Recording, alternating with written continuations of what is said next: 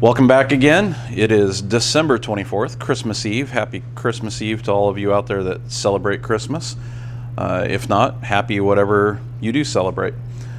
I've got all of that stuff done with the NACA event yesterday. Today is just more of finishing up the skin prep for the right wing. I just need to finish dimpling all of these holes, and if I can get somebody to help me, maybe get around to start riveting this thing on in the next day or two, at least on this wing. The other one, I'm still waiting on that temp probe. If you didn't catch it in the other video, the We Are Not Experts podcast with me and Chris is now officially out there. I'll include another link in the description of this video to it. Go check it out. It's our inaugural run. Basically just kind of talking about how we got to where we are and where we came from. From here on out, though, we'll start talking about all the trials and tribulations of the adventure of building an airplane in our respective garages.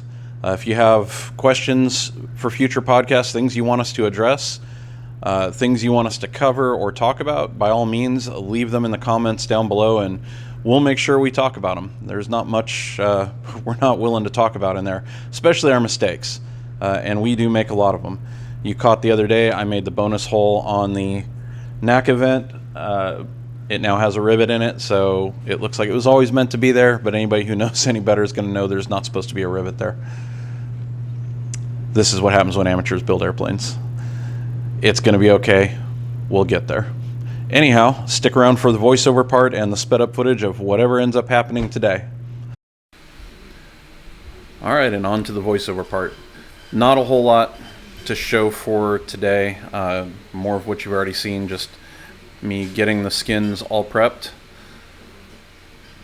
I started those dimples on that inboard skin yesterday, so I could get that NACA vent on there, and today I am just finishing the ones that I can reach with the squeezer in handheld mode.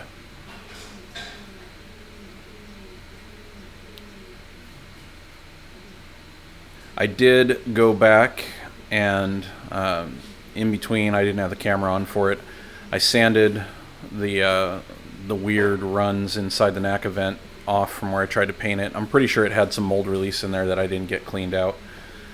Got it sanded down and shot it again with some paint. Looks much better, considering it's the inside of a vent that's painted black and it'll be on the bottom of the wing.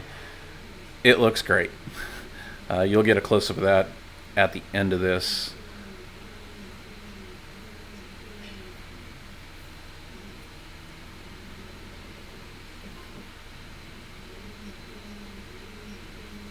So yeah, that's it. Inboard one's done. Time to do the outboard one. Got to get all the blue vinyl off, and this is the last of the blue vinyl for the wings. Very excited to be done with that. It should be more gratifying to peel that off than it is, but it's really not. It takes a lot of effort to pull that stuff off. I'm going to slow this down and give you some audio here in a second so you can get your ASMR moment of me peeling the vinyl off. It's not that gratifying.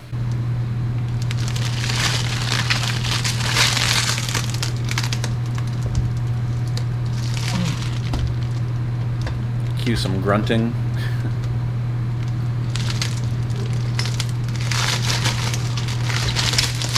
See the look on the face. It takes a lot of effort to pull that stuff off.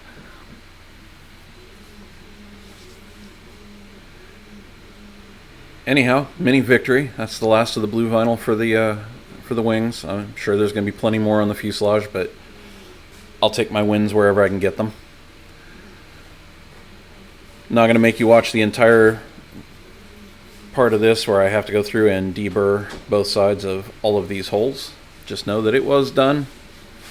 Everything is good to go. Got the Vixen file out and just going after the edges now to get rid of all the nibs that are left over from where these sheets are factory cut from other sheets. That's step one of my edge prep.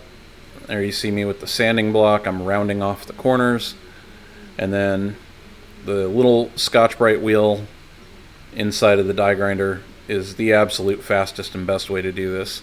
And yeah, it wears a groove in there and it kills those little wheels, but those ones are not that expensive. It's worth it for these long edges. And now I just got the V-groove deburring tool, taking off any flashing that's on the edges still. That's it for edge prep. Now, just like you saw before, I'm going to go through and dimple all of this. Funny thing is, you saw I skipped the middle of that row right there because I couldn't reach it. I decided I would do it with the C-frame here. And when I watched this as I'm editing it, I couldn't remember if I went back and dimpled those. And I'm going to go out there to verify, but watching the footage, it looks like I did not actually dimple those. So I will have to go back out there and remedy that here shortly. But the rest of this goes fairly quick. There's not a lot in the middle of this skin. In fact, this, you can tell just by the way it's flopping around, this is actually thinner than the inboard skins.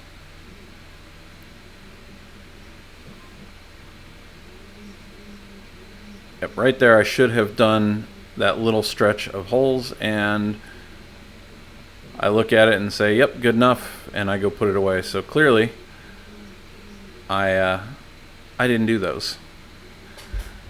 This is why I like the video. I catch things I either did or didn't do. The last part of getting this thing ready to rivet is machine countersinking all those holes on the flap brace. Just went through, hit them with the machine countersink, and now I'm going back with the deburr tool just to kind of clean up any of the holes that needed cleaning. It's easier than just adjusting the countersink to go any deeper. Get all the metal out, take the rigging plate off of the aileron because it doesn't need to be there anymore, put the bolt back in the correct way. Those nuts that are on there are just going to stay loose until this thing is finally rigged for the last time. I'm not going to wear out the nylock feature of that. Anyhow, in between there is where I repainted the inside of that vent, and I was trying to think if there was anything else I could do short of riveting these skins on until I've got help to do it. I decided, oh, I could put these nut plates on for the inspection panels. So I started final sizing and dimpling the holes for them. Thankfully, I thought better before I went any further because I realized when it's time to rivet these on, we got to get our arm all the way up in those inspection holes, and having nut plates on there is probably going to be real painful. As it is, I probably shouldn't have even dimpled those ones, but I won't do it to any of the others. So I stopped there. Those can easily be put on with the skins permanently in place, so I'll just leave that for whenever that happens.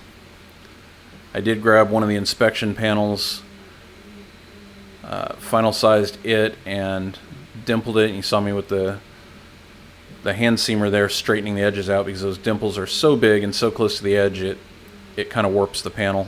But got it all straight. Had to take it to the Scotch-Brite wheel to trim it down to fit the hole better. Here's a close-up of how that all came out. Shiny and pretty. It's still kind of drying there.